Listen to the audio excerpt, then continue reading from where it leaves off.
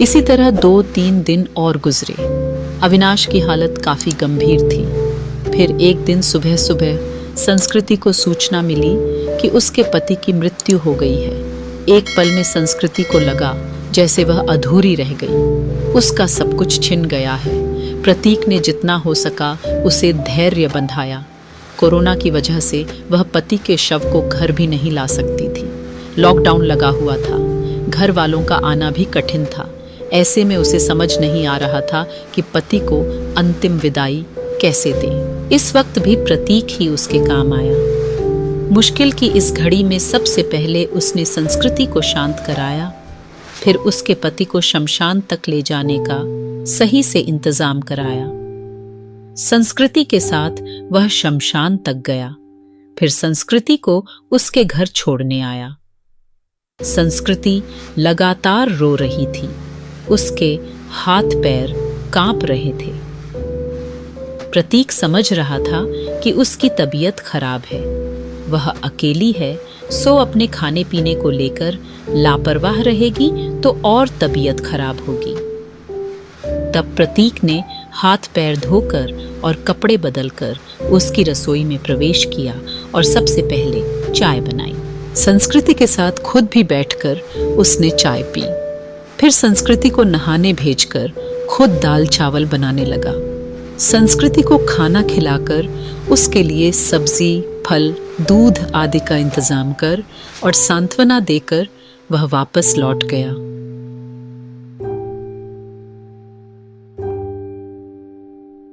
तीन दिनों बाद जब संस्कृति थोड़ी सामान्य हुई और पति की मौत के सदमे से उबरी, तो उसे प्रतीक की याद आई। प्रतीक उसके लिए अपनों से बढ़कर बन चुका था, मगर उसे पता नहीं था कि वह कहाँ रहता है, क्या जॉब करता है। बस एक फोन नंबर था। उसने फोन मिलाया तो नंबर बंद आ रहा था। संस्कृति घबरा उठी। वह प्रतीक से संपर्क करना चाहती थी, मगर ऐसा हो ना सका। 2-3 घंटे वह लगातार फोन ट्राई करती रही, मगर फोन बंद ही आ रहा था। अब उससे रहा नहीं गया। कुछ सोचकर वह उसी अस्पताल में पहुंची जहां उसके पति और प्रतीक का भाई एडमिट थे। वह रिसेप्शन एरिया में घूम घूम कर प्रतीक को खोजने लगी, क्योंकि अक्सर दोनों वहीं बैठे होते थे। फिर वह उसे खोजती हुई कैंटीन में भी गई। हर तरफ चक्कर लगा लिया, मगर प्रतीक कहीं नजर नहीं आ रहा था। थक कर वह वापस रिसेप्शन में आकर बैठ गई और सोचने लगी, अब क्या करे। तभी उसे वह नर्स नजर आई जिससे संस्कृति की जान पहचान हो गई थी। संस्कृति के पति की देखभाल वही नर्स करती थी। संस्कृति उसे अक्सर अम्मा कहकर पुकारा करती। नर्स ने प्रतीक को भी उसके साथ कई बार देखा हुआ था। संस्कृति दौड़ देगी बप बी देकर नर्स के पास गई। दुखी स्वर में नर्स ने कहा, सॉरी बेबी, तुम्हारे पति को हम बचा नहीं पाए। जो लिखा था वह हो गया, पर यह बताओ, अम्मा आपको प्रतीक याद है जो अक्सर मेरे साथ होता था? उसके भाई का इलाज चल रहा था। हाँ बेबी, उसके भाई की भी तो मृत्यु हो गई। वह खुद भी एडमिट है। उसे भी कोरोना है और जानती हो बेबी, वह तेरे पति वाले बेड पर ही है। Bed number 120 please. सच अम्मा, आप उसे पहचानती हो ना? हाँ बेबी, पहचानती हूं। तेरी बहुत हेल्प करता था, पर अब उसकी हेल्प करने वाला कोई नहीं। अकेला है वह। मैं हूं ना अम्मा। अब उसके लिए किसी भी चीज की जरूरत पड़े तो मुझे बताना। मैं उसके अटेंडेंट के रूप में अपना नाम लिखवा देती हूँ। ठीक है बेबी, मैं बताती हूँ तुझे। इसके बाद संस्कृति पूरे मन से प्रतीक की सेवा में लग गई।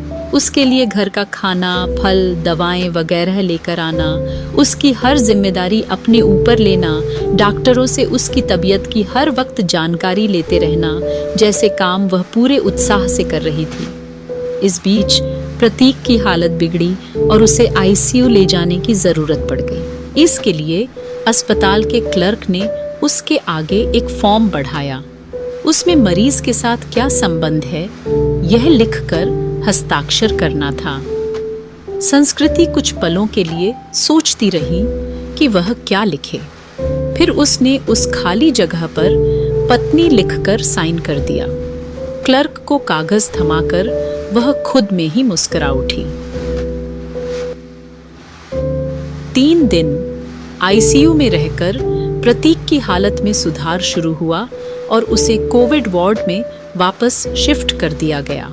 7-8 दिनों तक लगातार सुधार होने और रिपोर्ट नेगेटिव आने के बाद उसे डिस्चार्ज भी कर दिया गया।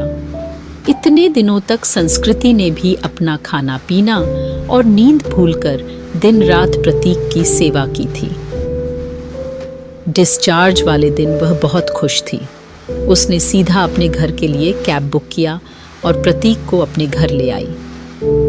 प्रतीक ने टोका तो संस्कृति ने थोड़े शरारती अंदाज में जवाब पत्नी हूँ और इसलिए अब मेरा और तुम्हारा घर अलग अलग नहीं बल्कि एक ही होगा। मगर संस्कृति लोग क्या कहेंगे? लोगों का क्या है प्रतीक?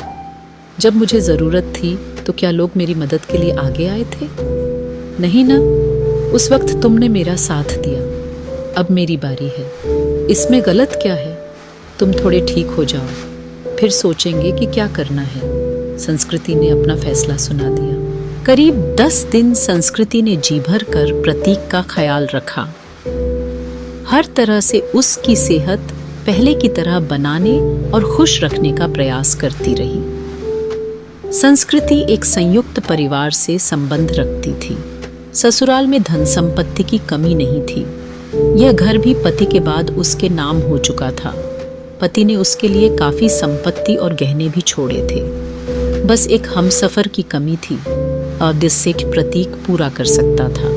उस दिन शाम में संस्कृति ने प्रतीक के हाथों को थामकर कहा, जो बात मैंने अनजाने ही उस फॉर्म में लिखा, क्या हम उसे हकीकत का रूप नहीं दे सकते? क्या मैं तुम्हें अपने हमदर्द के साथ साथ एक हमसफर के रूप में भी स्वीकार हूँ? मुझे लगता है संस्कृति कि अब यह बात कहना फजूल है। मतलब यह कि तुम ऑलरेडी मेरी हमदर्द और हमसफर बन चुकी हो। हम हमेशा साथ रहेंगे। तुमसे बढ़कर कोई और मेरा ख्याल नहीं रख सकता, कहकर प्रतीक ने संस्कृति को गले से लगा लिया।